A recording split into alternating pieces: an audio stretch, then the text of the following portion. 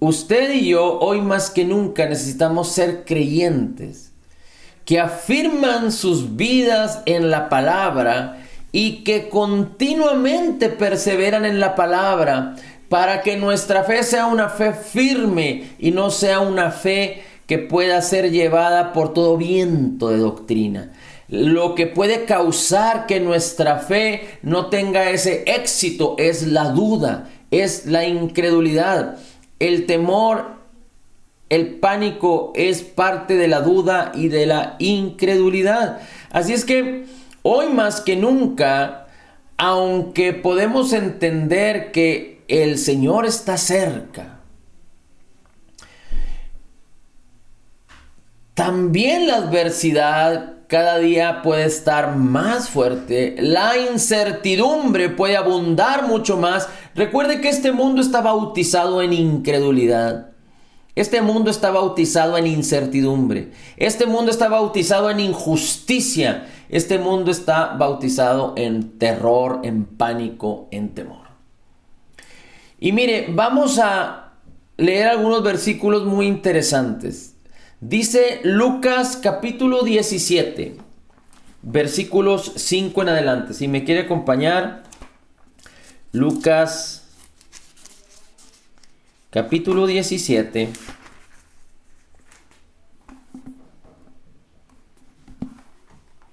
Dice así el versículo 5. Lucas 17, capítulo 17, versículo 5. Dijeron los apóstoles al Señor: aumentanos la fe.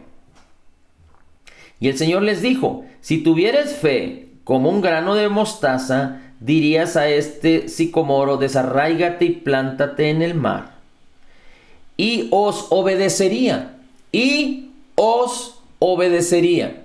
Aquí hay dos cosas que le quisiera compartir. La primera es que dice la Escritura que relaciona la fe con una semilla, una pequeña semilla de mostaza. Y la segunda es que el Señor Jesucristo relaciona la fe con el hablar.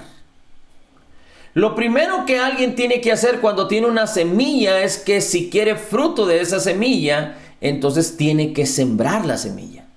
No se puede quedar con la semilla, no puede conservar la semilla, guardar la semilla, ponerla en un lugar de honor la semilla, pero la semilla tiene que ser sembrada.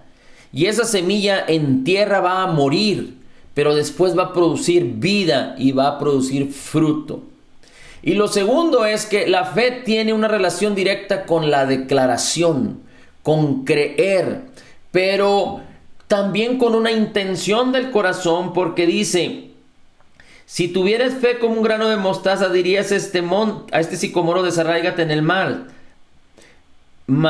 desarráigate y siémbrate en el mar. Pero recuerde que cuando el Señor Jesucristo habla en Marcos acerca de la higuera que se secó, que él maldijo, dice: si dijeres a este monte, quítate y échate en el mar, y no dudares. Entonces, la fe tiene que ver con una semilla que debe ser sembrada. La semilla es la palabra. Y esa palabra, cuando es sembrada, tiene que ver con la declaración, con lo que hablamos y con lo que creemos. Recuerde, la semilla es como la palabra sembrada en el corazón. ¿Y cómo es que nosotros podemos echar fuera la duda? Porque dice: y no dudares. Recuerde que la duda causa acciones, reacciones o emociones negativas. Porque cuando nosotros deseamos algo y lo declaramos y creemos que lo creemos, pero la realidad es de que lo dudamos, entonces vamos a tener resultados negativos. Y los resultados negativos tienen que ver con pensamientos en el corazón negativos, con la duda, con la incertidumbre, con el pánico, con el terror. Y los pensamientos negativos en nuestras mentes y en nuestros corazones no pueden ser reprendidos. La única manera de deshacernos de los pensamientos de duda o de la duda es sustituyéndolo con la palabra de Dios. Y la palabra de Dios es veraz. La palabra de Dios es fiel, la palabra de Dios es certera. Así es que si usted sustituye pensamientos de incredulidad con pensamientos de verdad de la palabra, entonces es la manera en la que usted puede afirmar su fe. Ahora, dice el Señor Jesucristo ahí mismo en el capítulo 17, pero ahora en el versículo 7. Dice: ¿quién de vosotros, teniendo un siervo que ara o apacienta ganado, al volver al campo luego le dice: pasa y siéntate en la mesa? ¿No le dice más bien: prepárame la cena, cíñete y sírveme hasta que haya comido y bebido, y después de esto come y bebe tú? ¿Acaso da gracias al siervo porque hizo lo que se le había mandado? Pienso que no. Es decir, la fe tiene que ser puesta en acción. La fe es como un siervo que nos fue dada, un regalo del Señor Jesucristo, de nuestro Dios, para que nos sirva. Recuerde que la fe es el puente que permite que de lo espiritual se manifieste en lo natural. La fe es la mano que toma del reino. La fe es la mano que se introduce en las riquezas en gloria en Cristo Jesús, en el Espíritu, para manifestarlas en este mundo. Recuerde que todo nos fue dado. El Espíritu de Cristo mora en nosotros y en Él está la plenitud de la deidad, de todas las riquezas que nos han sido concedidas. Y el Espíritu Santo, que está en nosotros y sobre nosotros, nos revelará a través de la palabra lo que nos ha sido concedido por gracia en Cristo Jesús. Toda la benignidad y la bondad de Dios que Dios ha tenido para con nosotros. Pero es muy importante que nosotros podamos identificar que la fe tiene que ser puesta en acción, tiene que ser puesta en movimiento. La fe es como la mano, pero la mano tiene que introducirse en las riquezas en gloria. La fe es como el puente, pero el puente tiene que ser localizado, tiene que ser puesto para que fluya la bendición de lo espiritual a lo natural. Así es que la fe es como un siervo, y el siervo hace su trabajo completamente, no hace su trabajo en parte y luego descansa, y luego el amo tiene que hacer el trabajo que le resta al siervo. Pero ahí dice el Señor Jesucristo que alguien que tiene un siervo va al campo, ara y luego viene y sirve en la casa, y el amo nunca le dice: bueno, como vienes cansado, siéntate, cíñete. Te dice: tú descansa, yo voy a hacer lo que a ti te corresponde. No, dice, viene el siervo del trabajo del campo y le dice: prepara la cena, cíñete y sírveme hasta que yo haya comido y bebido. Y después de esto, come y bebe tú. Así es que la comida y la bebida es Cristo Jesús.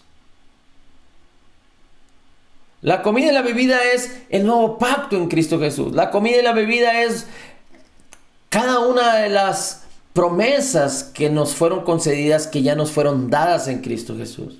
Es la satisfacción, la provisión. Y si usted lo puede creer que es día con día, el pan nuestro de cada día, el Señor Jesucristo así mismo lo establece. Recuerde que el Señor Jesucristo en la tentación dice: no solo de pan vivirá el hombre, sino de toda palabra que sale de la boca de Dios. Nuestra vida tiene que ser alimentada por la palabra. Nuestro cuerpo por el pan, pero nuestra alma y nuestro cuerpo por la palabra. Porque la misma palabra causará que haya esa fe. Recuerde que la fe es por el oír la palabra viva de Dios. La misma palabra causará que la fe se ponga en acción para que los dones del Espíritu se manifiesten en nuestra alma, en nuestras actitudes, en nuestra personalidad, para que la personalidad de Cristo se manifieste en nuestras vidas y aún nuestros cuerpos sean vivificados. Recuerde que nuestro espíritu es un espíritu perfecto, en la justicia y santidad de la verdad fue creado, está sellado con el Espíritu Santo de la promesa. Somos una tercera parte de nosotros, es como es Jesús, pero no nuestra alma y nuestro cuerpo. Que cuando el Señor Jesucristo venga y estemos con Él, entonces tendremos nuestro espíritu, que es ya nuestro, como Jesús, glorificado, nuestro cuerpo glorificado y nuestra alma perfecta. Seremos perfectos con Cristo Jesús. Pero ahorita solo nuestro espíritu es perfecto. Ahora, después dice el 10, así también vosotros, cuando hayáis hecho todo lo que os ha sido ordenado, decid, siervos inútiles somos, porque pues lo que debíamos hacer, hicimos en el nombre de Jesús. Bien. Así es que ahora es importante que usted y yo podamos entender que la fe tiene que ser puesta en acción como un siervo. Ahora fíjese lo que vamos a leer ahora, porque es muy importante lo que vamos a hacer, lo que vamos a leer. Mire cómo dice Mateo 20:28. Mire cómo dice Mateo 20:28. Mateo 20:28 dice, como el Hijo del Hombre no vino para ser servido, sino para servir y para dar su vida en rescate por muchos. Una vez más, el Hijo del Hombre no vino para ser servido, sino vino para servir y para dar su vida en rescate por muchos. ¿Para qué vino Jesús? Vino para servir, no para ser servido. Fíjese cómo dice, solo apúntelo, se lo voy a leer. 1 de Timoteo 2:6 dice, Jesús se dio a sí mismo en rescate por todos, de lo cual se dio testimonio a su debido tiempo. Fíjese cómo dice, acompáñame a leer Lucas 19:10. Lucas 19:10 dice, porque el Hijo del Hombre vino a buscar y a salvar lo que se había perdido. ¿Quién vino a buscar y a salvar? Jesús. Jesús vino a buscar y a salvar. Jesús no vino a ser servido, sino a servir. Fíjese cómo dice la Escritura.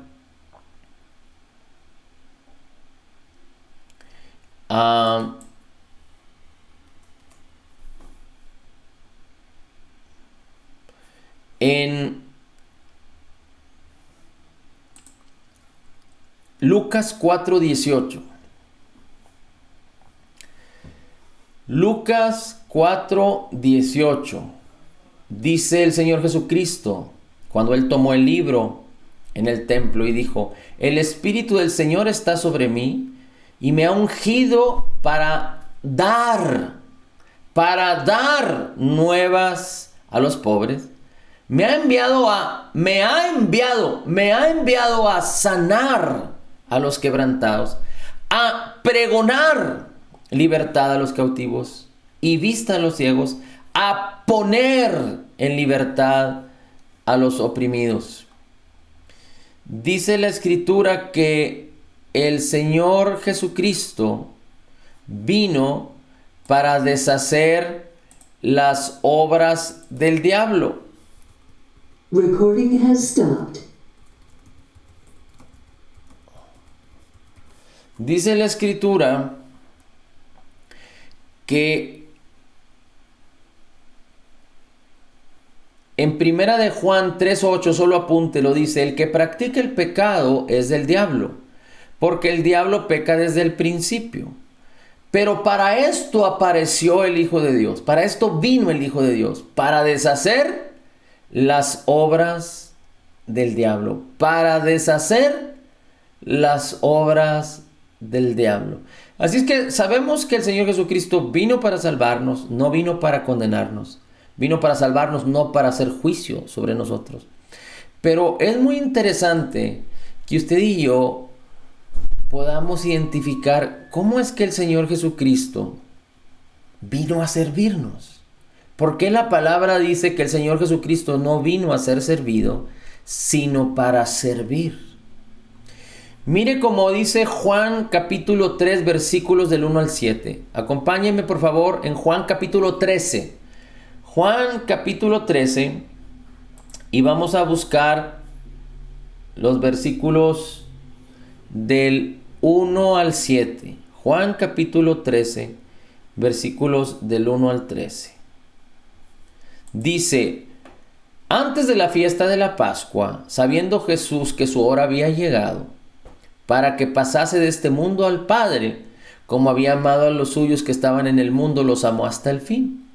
Y cuando cenaban, como el diablo ya había puesto en el corazón de Judas Iscariote, hijo de Simón, que le entregase, sabiendo Jesús que el Padre le había dado todas las cosas en las manos y que había salido de Dios y a Dios iba, se levantó de la cena y se quitó su manto y tomando una toalla se la ciñó y luego puso agua en el lebrillo y comenzó a lavar los pies de los discípulos y a enjugarlos con la toalla en que estaba ceñido. Entonces vino Simón y le dijo: Señor, ¿tú me lavas los pies?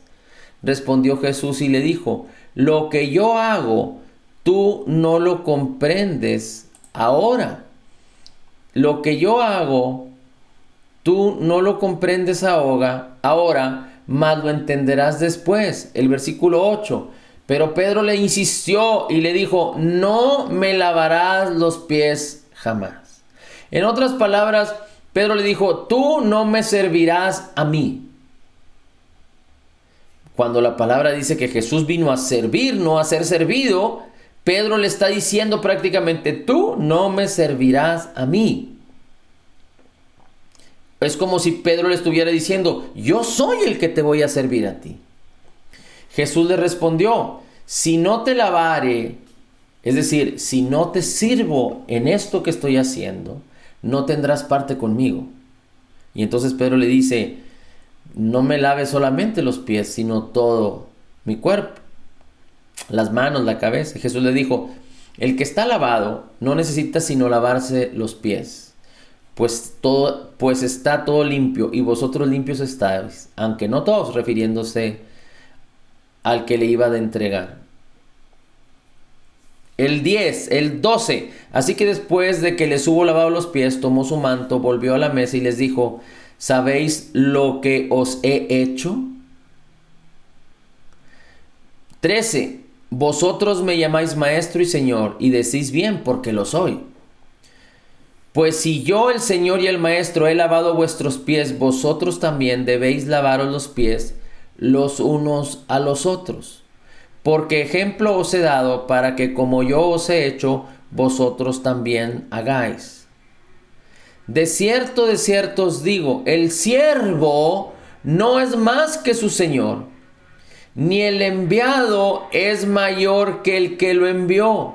Si sabéis estas cosas, bienaventurados seréis si las hiciereis.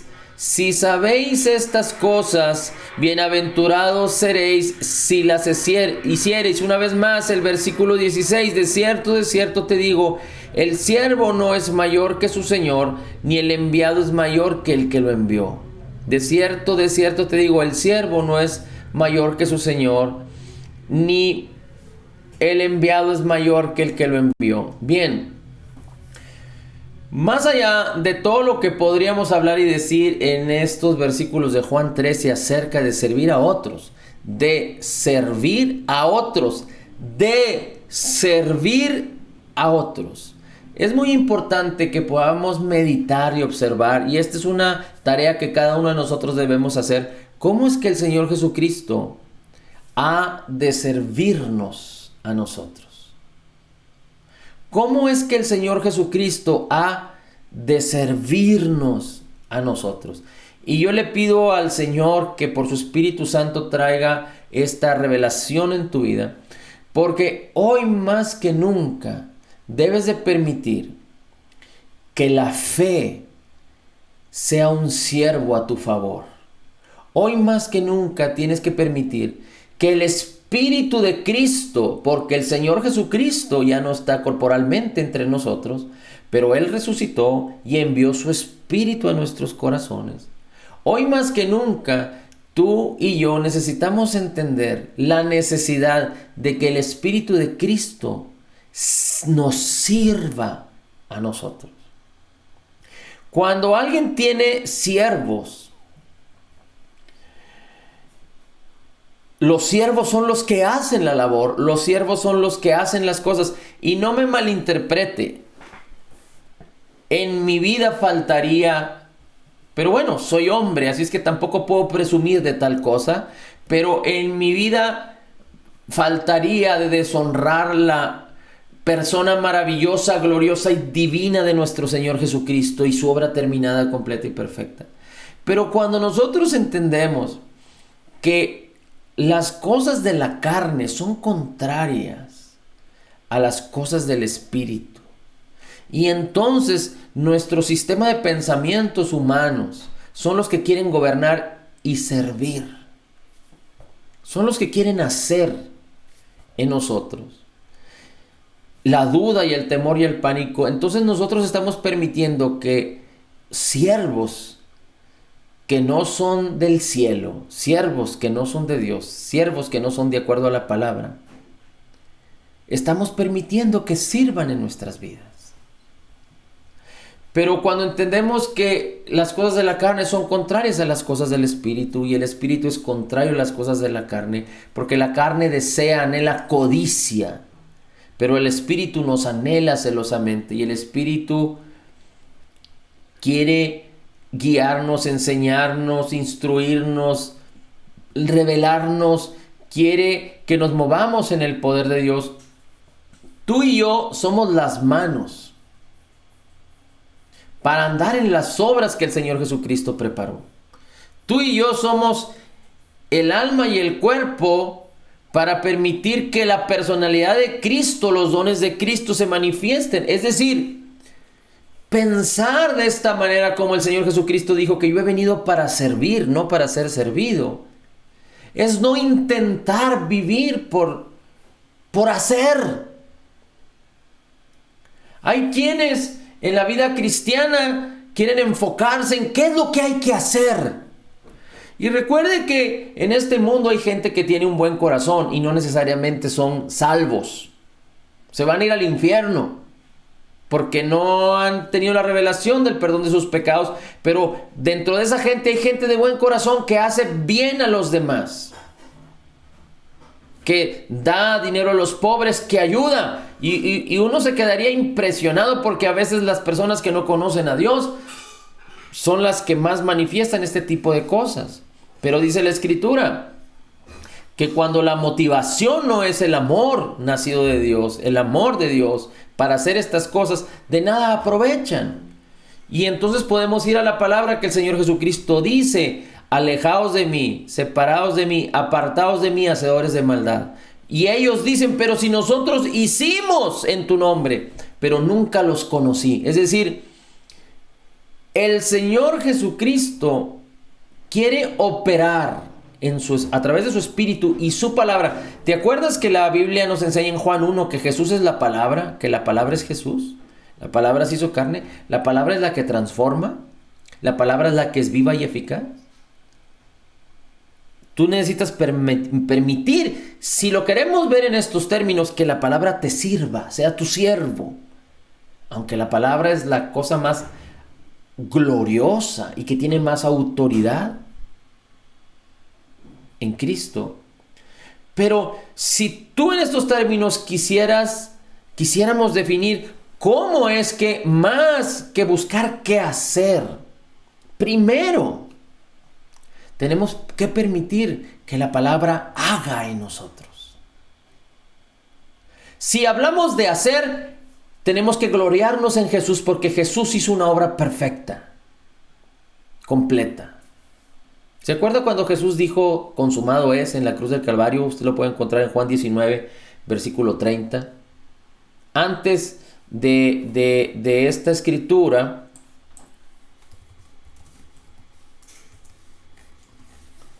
dice la palabra que Jesús tomó vinagre. Dice: cuando Jesús hubo tomado vinagre, mire, déjeme le leo un poquito más de la escritura al respecto. Dice aquí en Juan capítulo 19, dice: Después de esto, el versículo 28, solo apúntelo, Juan 19, 28, después de esto, sabiendo Jesús que ya estaba todo consumado, dijo para que la escritura se cumpliese, cumpliese acerca de él, tengo sed. Y entonces le dieron vinagre, y cuando hubo tomado el vinagre, dijo, consumado es, y habiendo inclinado la cabeza, entregó el espíritu. Es decir, cuando el Señor Jesucristo tomó el vinagre, dijo, tengo sed, tomó el vinagre, toda la escritura se cumplió acerca de él, acerca de las profecías. Ya fue realizado todo. Vino el cumplimiento total y completo de la ley. Recuerde que Jesús no vino a abrogar la ley, a destruir la ley, sino a cumplir la ley, porque la ley fue dada hasta que Jesucristo viniera.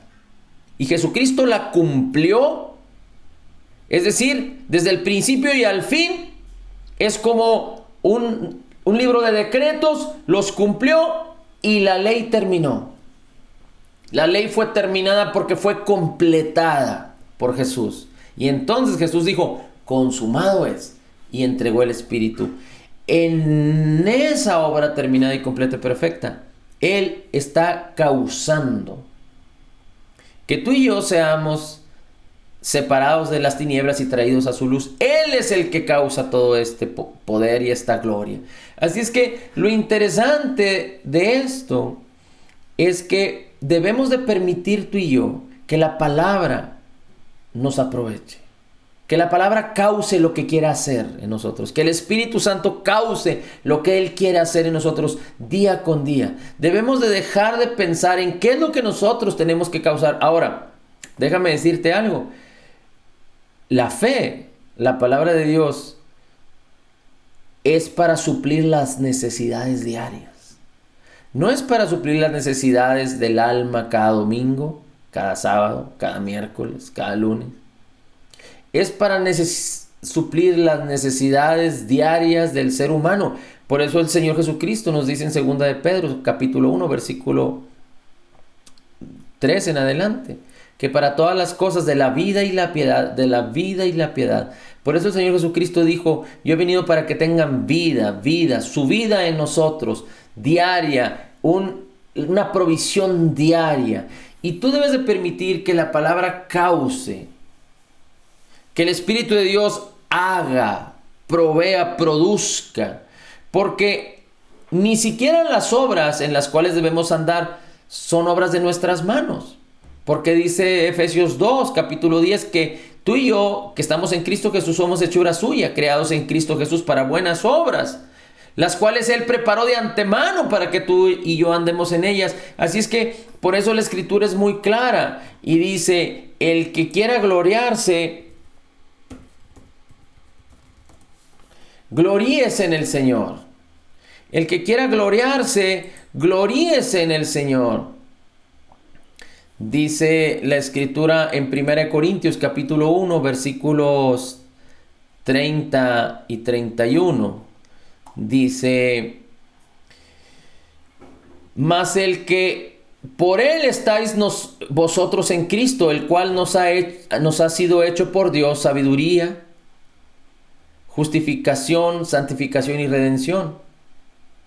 Pero fíjate cómo dice el 26. Mirad, hermanos, vuestra vocación, que no sois muchos sabios según la carne, ni muchos poderosos, ni muchos nobles, sino que lo necio del mundo escogió Dios para avergonzar a los sabios, y lo débil del mundo escogió Dios para avergonzar a lo fuerte. Y no está hablando que lo que nosotros tengamos en sí es necedad, a diferencia de los demás, o que seamos ignorantes a diferencia de los que no han creído, o que seamos débiles comparados con los demás. No, pero cuando nosotros nos despojamos, consideramos lo que tenemos en la humanidad, en lo que hemos recibido de la humanidad, como despreciable delante de Jesús, entonces podremos decir que lo vil del mundo y lo menospreciado escogió Dios, y lo que no es para deshacer lo que es. Es decir, cuando nosotros entendemos que lo que humanamente hemos adquirido, hemos poseído o tenemos, no nos sirve de nada para poder ser justificados, entonces vamos a considerarnos como lo peor. Si nos queremos comparar, tenemos que compararnos con Dios. Y entonces seremos hallados como lo vil, como lo necio, como lo menospreciado, como lo débil. Pero aquellos que son orgullosos, soberbios y que se quieren justificar a sí mismos, se comparan con muchas virtudes y merecedores de tantas cosas. Ahorita hay un engaño mundial sin reservas.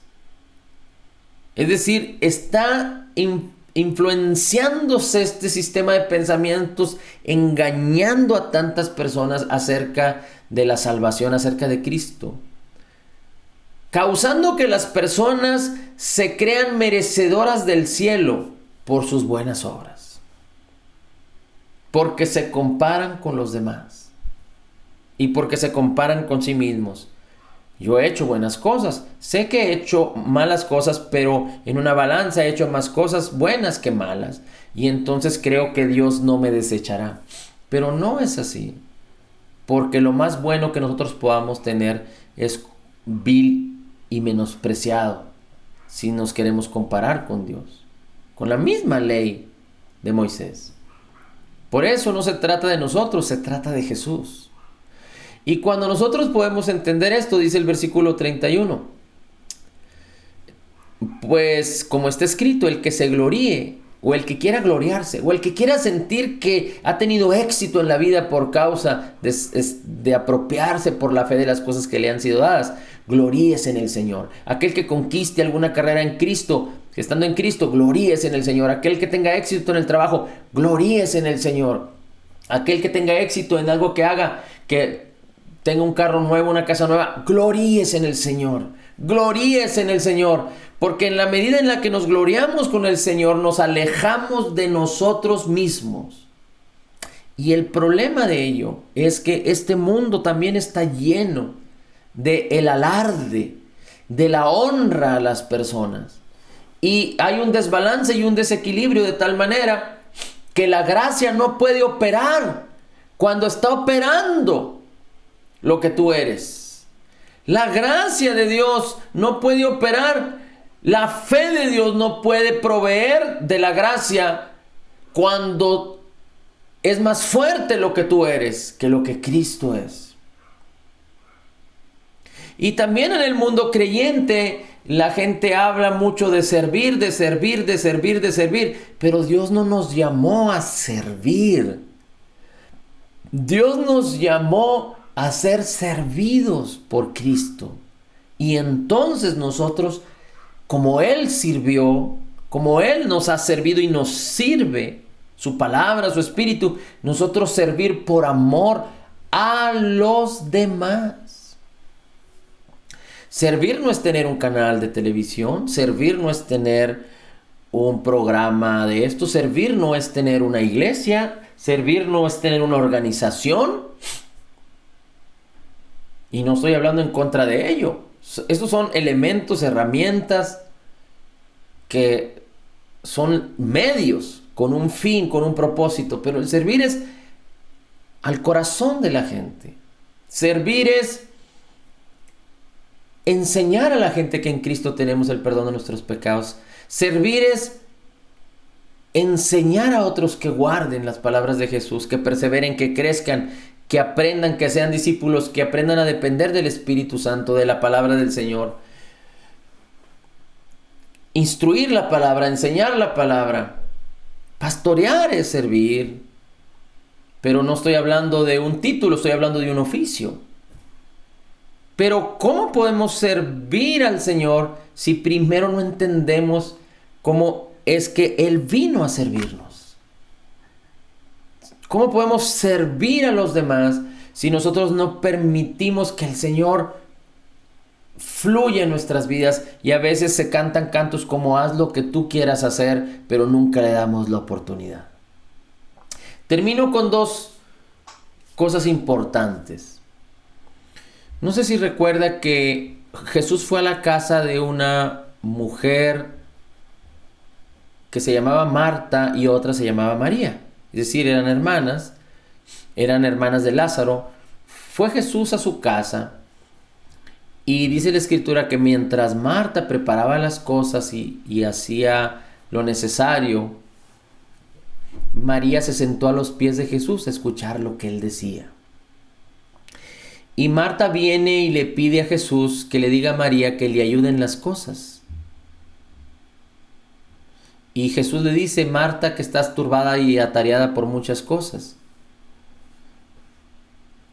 Dice, María ha escogido la mejor parte y esta no le será quitada.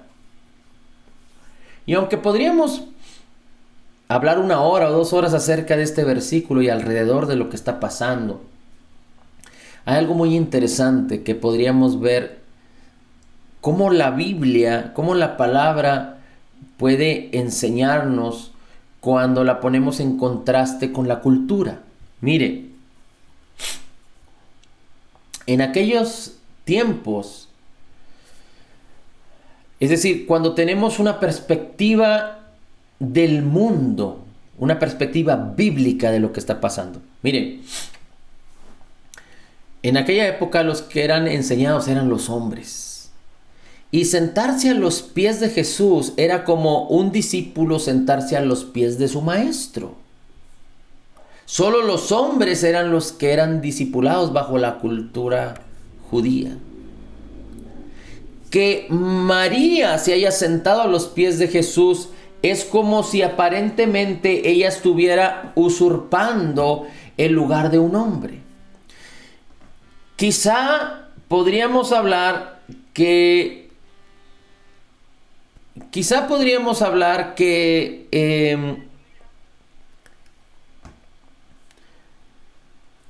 Marta estaba atareada y necesitaba ayuda, pero también podríamos decir que bajo esta perspectiva Marta dijo, bueno, es que mi hermana está tomando una posición que no le corresponde, a ella le corresponde estar conmigo y no estar ahí como a los hombres. ¿Se acuerda que Jesús fue rodeado por 12 discípulos, hombres? Pero sí sabe que había un gran grupo de mujeres rodeadas al lado de Jesús, rodeadas de tal manera que rodeado de estas mujeres, que estas mujeres eran quien suplía, estas mujeres eran quienes aparentemente eran una bendición para ellos, era como quienes ofrendaban y suplían un ministerio de 13, el Señor Jesús y sus 12 discípulos. Así es que las mujeres eran muy importantes en el ministerio del Señor Jesucristo. Pero más allá de esto, si nosotros podemos entender que Jesús, más allá de la cultura, le dice a Marta, Marta, tu hermana ha decidido escuchar, ha decidido recibir lo que yo tengo para ella. Has decidido instruirse, ser enseñada. Un maestro, ¿qué es lo que hace? Un maestro sirve a sus alumnos. Un maestro es un siervo. Aunque aparentemente se podría pensar que el maestro es la autoridad del salón, pero a fin de cuentas el maestro es el que enseña. El maestro es el que está sirviendo a sus alumnos. El Señor Jesús estaba poniendo en perspectiva el servicio natural de María comparado con el servicio el servicio natural de Marta comparado con el servicio que él estaba dando a través de su enseñanza y que María estaba recibiendo.